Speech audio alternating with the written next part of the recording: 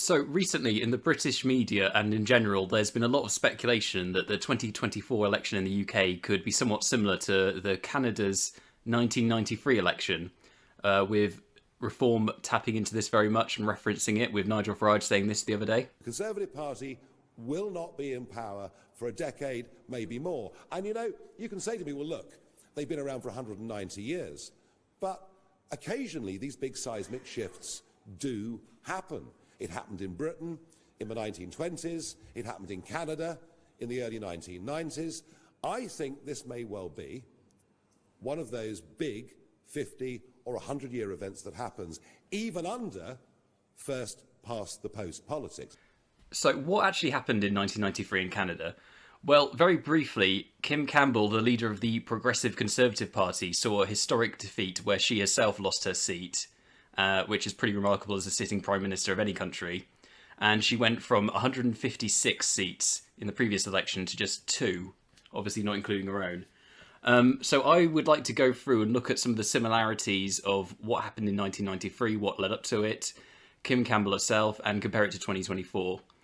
I'm going to be drawing a lot on a video by McCullough, which is excellent. I'm going to link it below, called Canada's Worst Prime Minister. So I'd recommend watching that if you're interested in the topic. So now to look at the similarities between Sunak and Campbell in terms of their background. First, the obvious one to think at is the way in which both propelled quite rapidly through the seats of power in their party to become leader. In Sunak's case, he was the Secretary of the Treasury before becoming Chancellor of the Exchequer in 2020, and he was only first elected as an MP in 2015. Similarly, Campbell was propelled quite rapidly through the offices of state. She held a position of authority in Indian affairs in Canada before becoming the Attorney General of Canada, and then rapidly ascended to leader from there.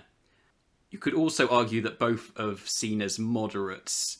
This is a bit weaker similarity. Campbell very much was the moderate wing of the Conservatives by perception in Canada. She was, in the 4 months she was in office, she oversaw changes to increase gun control, and she was also looking to loosen abortion laws in Canada.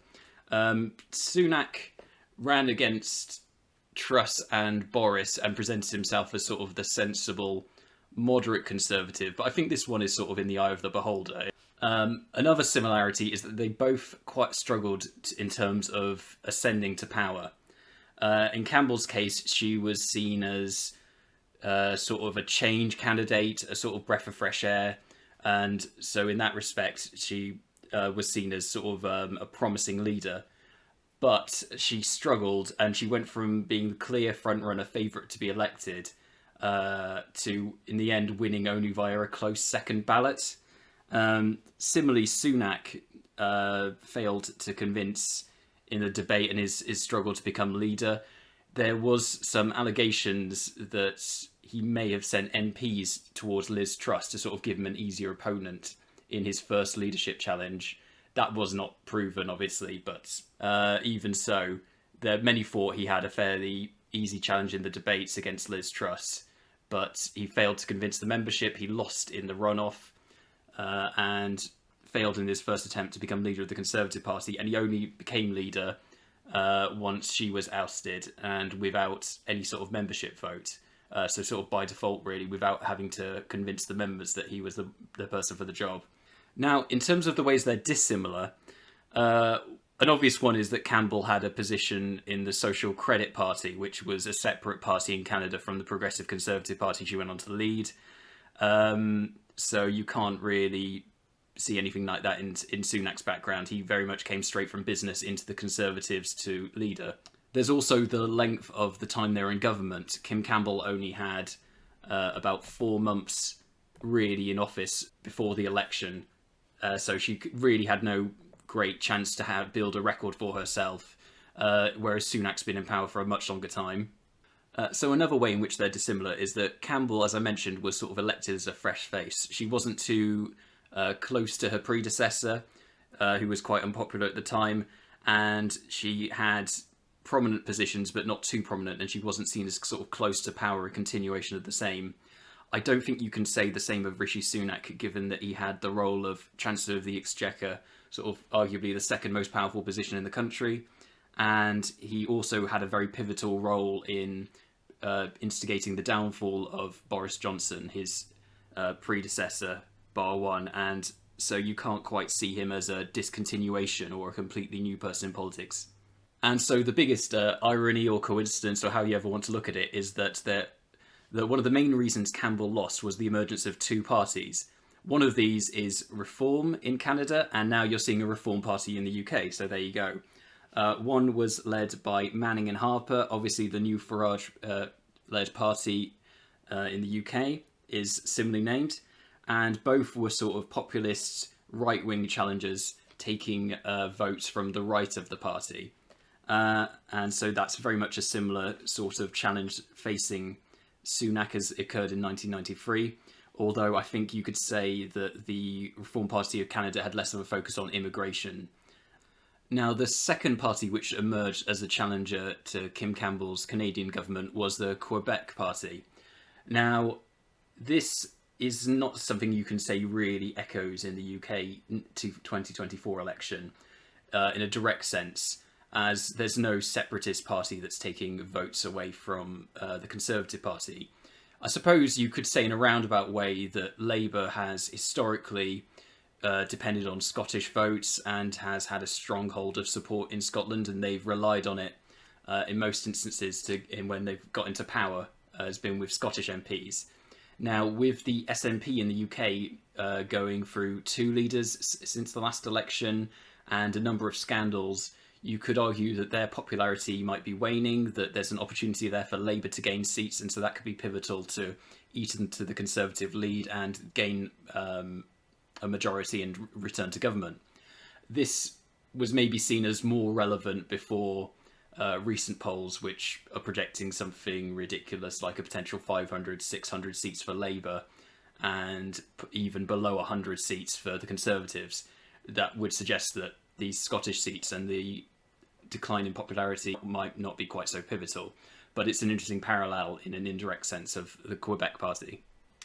Now, Canada in 1993 was facing a recession and unemployment problems, and when asked about this, Campbell gave an interview where she was very sort of aloof and abstract and not very empathetic to sort of the everyday struggles that people were going through. Similarly, Sunak talks about his inflation success in sort of reducing it, and there's been terms like the economy doing gangbusters, and I think there's shades of Campbell being quite aloof in that. I think it doesn't quite echo with sort of the cost of living problems that many people are perceiving, and I think talking about spreadsheet success and inflation going down doesn't quite echo with what people want to hear in terms of their perception of the economy.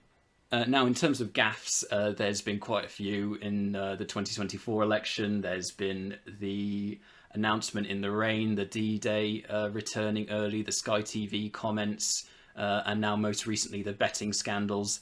So no shortage there. Kim Campbell, as I've referred to before, seeming aloof, and at times she's also had gaffs.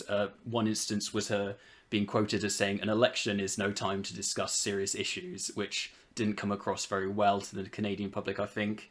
And also there was the infamous face ad incident where her party released an advert referring to her lead opponent, and it was perceived by many as being an overly harsh negative campaign because it referenced the fact that one side of his face was favoured in the way he talked. And that was seen as sort of below the belt and very nasty campaigning, and an example of negative campaigning coming back to really hurt the party that launched the advert more than the intended target. Although there have been people urging Sunak recently to go more and go nasty and go in for Starmer, I don't think we've really seen him do that very much. He's maybe made attacks on him for supporting Corbyn, and for the fact that he may raise taxes, but he's not really made personal attacks. And I sort of disagree. I think this is maybe the one area where he could go further to reduce his popularity if he were to be seen as too nasty and personally very unlikable, as opposed to just making a mistake or being ineffective. And so we've only now to look to the final outcome. As I say, there have been some quite outrageous polls that are suggesting 500 seats for Labour, and that the Tories could be reduced to a tiny rump in Parliament. It's hard to imagine them going as low as 2 seats, and obviously there was fewer seats up for grabs in the Canadian election. But we'll just have to see if there's a similar loss for the Conservatives there. And polls are now even beginning to suggest that Sunak himself could lose his seat, which would be a first in British politics, and really would quite be something given the support and the name recognition a sitting Prime Minister has, and the resources behind them. For him to lose his seat in Richmond, a very safe Conservative constituency previously, would be just incredible. Now, if Sunak were to leave, it'd be very interesting to see sort of the shape his career would take afterwards. Campbell, largely after being voted out, sort of has withdrawn from politics. She's gone into sort of a media speaking circuit career and has not really shown any intention of returning to politics since. Now, Sunak, interestingly, has pledged, if he retains his seat, that he'll be there and he'll remain on as an MP, and he's no intention to leave. And obviously there's been a great deal of speculation that he'll go off to California or go to work in the private sector again if he were to lose the election, regardless of whether he held his seat, which is a little uncharitable given that he's pledged to stay there. But we'll just have to see what the final outcome is and who's right in that instance. Yeah, so that concludes the video. Thank you very much for listening, and we'll just have to see what the final result is.